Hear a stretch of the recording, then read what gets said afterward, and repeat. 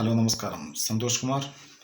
Angola ഷിരൂരിലെ ദേശീയപാതയിലേക്ക് ഉരുൾപൊട്ടി മലയിടിഞ്ഞിറങ്ങിയ ദുരന്തം. രക്ഷാദൗത്യം 9ാം ദിവസം പൂർത്തിയാകുമ്പോൾ സമീപത്തെ ഗംഗാവലി പുഴയിലേക്ക് ഇറങ്ങിയ മണൽക്കൂമ്പാരത്തിനടിയിൽ സൗര സിഗ്നലിൽ കേരള കോഴിക്കോട് സ്വദേശിയായ അർജുൻ സഞ്ചരിച്ച വാഹനം കണ്ടെത്തി.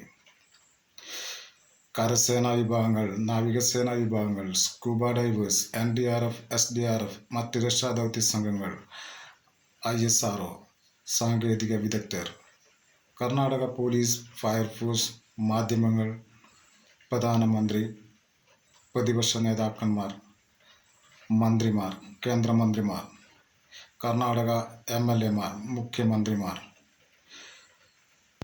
ഉദ്യോഗസ്ഥന്മാർ, ഡ്രൈവർമാർ തുടരുന്ന സോണാർ ഓപ്പറേഷൻ. ജൂലൈ 25 10ാം ദിവസത്തിലേക്ക്. ജൂലൈ 16ാം തീയതി പുലർച്ചെയുണ്ടായ ദുരന്തം. പ്രത്യാശയോടെ കാത്തിരിക്കാം.